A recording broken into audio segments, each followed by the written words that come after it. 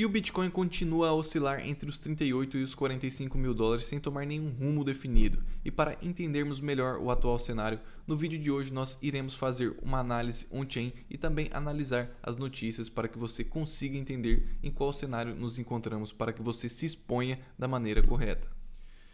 E para quem não me conhece, meu nome é Hernandes Nogueira e neste canal nós falamos sobre investimentos tanto em criptomoedas quanto em DeFi. E já vou logo avisando para você não esquecer de deixar o seu like aí para incentivar a gente a produzir mais conteúdo e também se inscrever no canal e assinar o sininho de notificações para que seja sempre avisado quando sair conteúdos novos e se manter sempre bem informado e não perder as melhores oportunidades. Então, para começarmos o nosso vídeo aqui, estamos vendo que o mercado hoje está caindo bastante, Bitcoin cerca de 6%, né? E ontem a gente viu o mercado subindo bastante, Bitcoin chegou a subir mais de 10%, ultrapassando os 42 mil dólares e agora na casa dos 39 mil dólares. Então, para entender um pouco mais o que está acontecendo, iremos fazer uma análise on-chain, né? Analisar os indicadores para saber qual é o momento em que estamos, se estamos em um bom momento de compra ou se estamos em um momento de começar a se desfazer e reduzir nossas posições para não ficar tão exposto a uma provável queda. Então aqui analisando o hash rate do Bitcoin, né, o hash rate ele vai medir a dificuldade de mineração e também a segurança da rede. Então podemos ver aqui que o hash rate está nos seus patamares máximos, né, nas suas máximas históricas.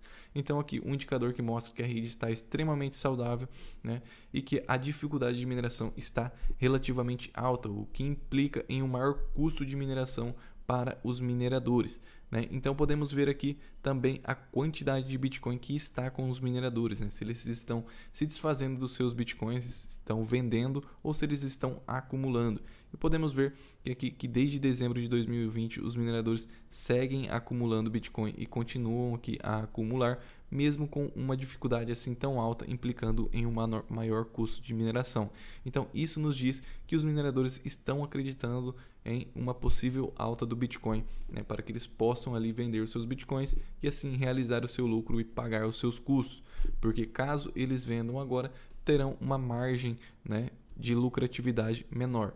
Então, por isso, eles estão acumulando porque acreditam em uma possível alta. E aqui também temos a quantidade de Bitcoin nas exchanges, né? Isso nos diz aqueles bitcoins que estão nas exchanges são os bitcoins mais líquidos, aqueles mais fáceis de serem vendidos. E quando começa a diminuir essa quantidade de bitcoin nas exchanges, significa que os investidores, né, estão mandando para as suas carteiras próprias, estão fazendo a sua própria custódia, porque acreditam em uma alta do Bitcoin e estão acumulando Bitcoin. E o que a gente pode ver é que o balanço nas exchanges segue diminuindo, agora de uma maneira menos acelerada, mas continua a diminuir. E aqui um indicador que eu gosto bastante, que é o Taker by Sell Ratio, né? Ele vai pegar ali qual é a proporção entre compradores e vendedores no mercado futuro de Bitcoin. E aqui a gente pode ver que quando essa média móvel, né, essa linha amarela aqui trabalha acima de 1, significa que tem uma maior pressão de compra nos mercados futuros, e quando está abaixo aqui, abaixo de 1, significa que tem uma maior pressão de vendas nos mercados futuros. E o interessante é sempre que essa linha cruza e ela continua a trabalhar acima ou abaixo de 1, ela é um bom indicador de tendência, né? A gente pode ver aqui que normalmente quando ela cruza essa linha aqui para baixo de 1, o Bitcoin sempre tende a cair, assim como aconteceu aqui em outros momentos. Ó, aqui quando ele cruzou e aí logo em seguida o Bitcoin caiu e engatou uma sequência de baixa, né? E aqui a gente pode ver ele trabalhou abaixo de 1 e o Bitcoin também caiu. E aqui quando ele voltou acima de 1, depois o Bitcoin começou a subir.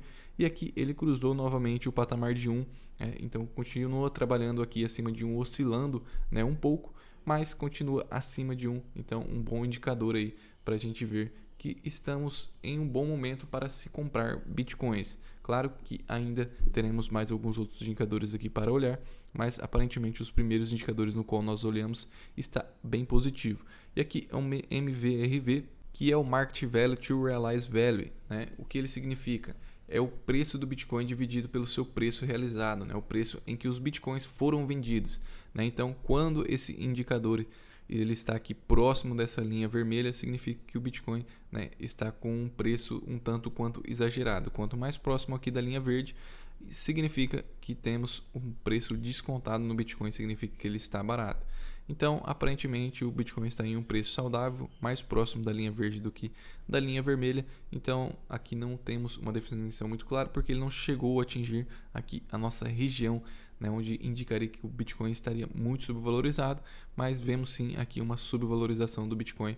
Então, a longo prazo, acreditamos que no atual momento é um bom momento para se comprar, né? Para entendermos o curto prazo, teremos que olhar alguns outros indicadores aqui me chamam um pouco a atenção, né? Isso aqui é o lucro e perda realizada pelos short term holders, né? Que são os detentores de curto prazo, né? E o que a gente pode ver é que houve sim uma capitulação, né? Onde aqui eles nos mostram que os short term holders vendeu aí com uma perda de 50 a 20%, né? Chegaram a negociar com essa perda, porém existe um precedente histórico de que já ocorreram capitulações muito maiores. Então pode nos indicar duas coisas: que os investidores eles estão ficando cada vez mais confiantes em investir em Bitcoin e estão capitulando menos.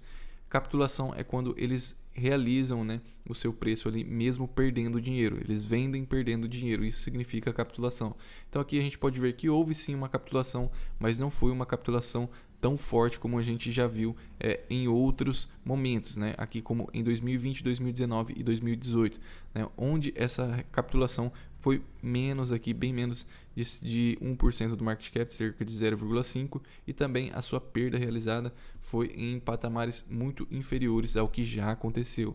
Então, ou o mercado está um pouco mais maduro no momento no qual nos encontramos, né? Ou essa capitulação pode vir ainda mais forte caso o Bitcoin continue a cair, né? Então pode ser que ainda não vimos aquela capitulação mais forte, onde o preço pode realmente despencar com muito mais força, como já aconteceu no passado, chegando a cair mais de 70% até 80%. Outro ponto que vemos aqui é também a realização de lucro e perda dos long-term holders, né? Aqueles investidores de longo prazo, aqueles que já investem há mais tempo no Bitcoin. Então podemos ver aqui que já faz um bom tempo que esses investidores não têm uma capitulação, ou seja, eles não estão vendendo suas moedas no prejuízo, né? A gente já viu que isso aconteceu aqui tanto em 2019 quanto em 2020, porém, né, desde aí de 2021 não vimos nenhuma capitulação, né? Então, no meu ponto de vista, eu acredito, né, principalmente os investidores de longo prazo, eles já estão mais cascudos, já compreenderam melhor o mercado e eles possuem uma grande porcentagem dos bitcoins existentes, né? Então eles conseguem manipular muito melhor o preço e por isso eles não estão mais capitulando.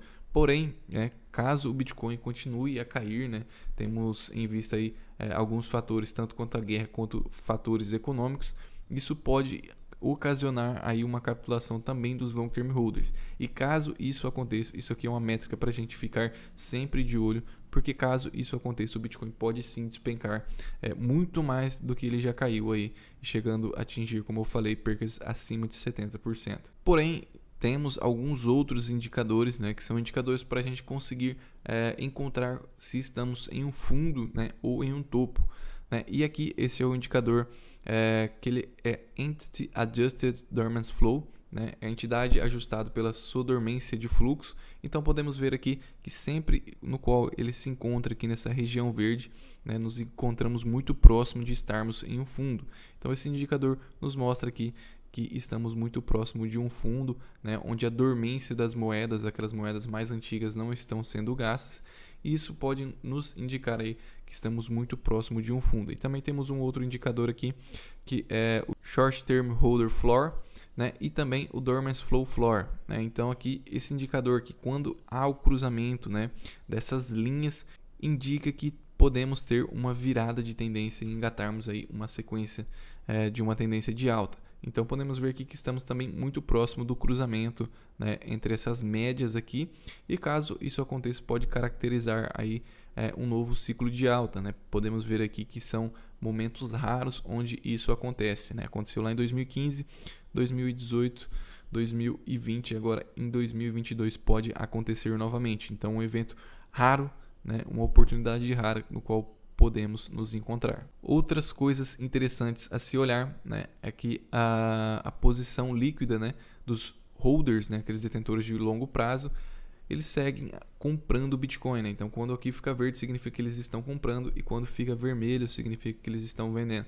Então, aqui a gente pode ver um pouquinho de capitulação dos long term holders, né? Porém, agora eles voltaram a acumular Bitcoins aí nos últimos dias, o que é um indicador muito favorável aí para o seu preço, né? E também podemos olhar aqui o ETF da Purpose, né? Um ETF lá no Canadá, onde aconteceu aquele possível confisco. Então, muitos investidores lá começaram a comprar Bitcoin e a quantidade de Bitcoins dentro desse ETF subiu massivamente, né? Encontra-se aqui na sua máxima histórica, com cerca aí de quase 35 mil Bitcoins em custódia deste ETF. E também podemos ver aqui que os institucionais também estão comprando as ações do Grayscale Bitcoin Trust, né? Que é uma empresa que investe em Bitcoin e ela está com um desconto de cerca de 35% do valor de seus Bitcoins.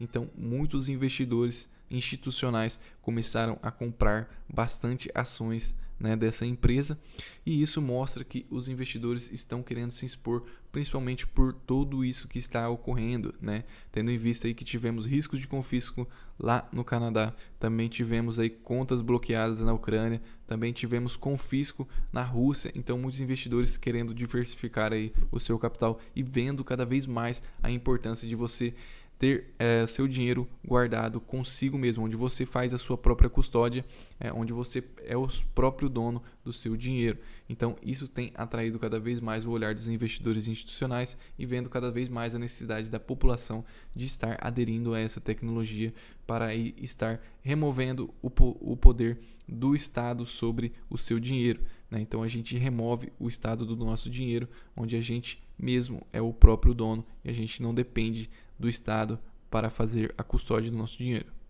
Porém, temos alguns pontos a ressaltar que continuamos em uma guerra e o Bitcoin continua extremamente correlacionado, né, com o mercado tradicional. Aqui podemos ver a movimentação em azul do Bitcoin e em roxo do S&P. E aqui a correlação que ultrapassa aí os 45%. Então, uma alta correlação com o mercado tradicional, com o S&P, né? E conforme essa guerra se estende, né, temos o maior risco de inflação e, consequentemente, aí, o maior risco de recessão econômica. Uma recessão econômica já é vista como quase certa. Então, para que tenhamos uma alta no Bitcoin, precisaremos ver essa correlação diminuir para que o Bitcoin possa subir na contramão do mercado. Porque tendo em vista que com uma recessão a caminho, né, os mercados tendem a se lateralizar, tendo em vista que já teve uma boa queda aí, ou, né, eles tendem a cair ainda mais.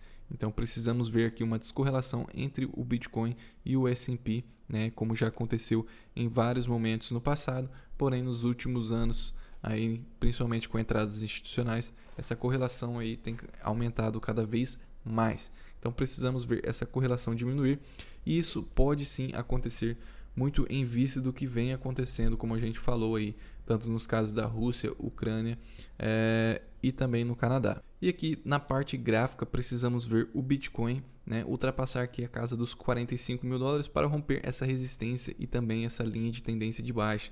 E estamos em um momento, né, ao meu ponto de vista, muito semelhante ao que aconteceu aqui depois do mês de maio de 2021. Né, estamos numa lateralização muito semelhante após uma queda, uma consolidação. Então vamos esperar para ver o que irá acontecer. Eu acredito aí que podemos trabalhar um pouco mais aqui dentro dessa lateralização, com o Bitcoin indo buscar os fundos novamente, né, para que depois ele possa romper aí e seguir a sua tendência de alta. Mas enquanto estamos nessa lateralização, nessa queda, você pode ainda assim ganhar dinheiro, por exemplo, com Luna. Conforme as indecisões aumentam, mais investidores tendem a migrar para a blockchain da Luna para receber uma renda passiva de cerca de 20% ao ano com a sua stablecoin, o ST, que é uma moeda pareada ao dólar, onde ela remunera cerca de 20% aí ao ano utilizando o protocolo da Anchor. E se você quiser saber como fazer isso, a gente tem um vídeo aqui, o Poupança Cripto, e também temos diversas outras estratégias aqui de DeFi, onde você pode gerar renda passiva e ganhar dinheiro aí em uma lateralização do mercado. Então temos aqui diversas estratégias, né? A estratégia de long short, o pseudo Deutranel da Red, né? E temos aqui também diversos outros vídeos sobre DeFi para que você possa gerar renda passiva e ganhar dinheiro independentemente do cenário no qual o mercado se encontre, né? Então, no meu ponto de vista, acredito que estamos em um momento de lateralização, acredito que não será agora que esse momento irá acabar, precisaremos de algumas definições aí, tanto na questão gráfica, né? Os indicadores são bons, né? Mas precisamos aí de uma confirmação gráfica e também com relação a fim dessa guerra e também a descorrelação do mercado tradicional. Então esse era o vídeo de hoje, espero que eu tenha conseguido melhorar o seu entendimento sobre o atual cenário e não se esqueçam de nos seguir lá nas outras redes sociais, tanto no Instagram, Telegram e também no TikTok. Vou deixar as redes sociais na descrição do vídeo. Então fique com Deus, um abraço e tamo junto.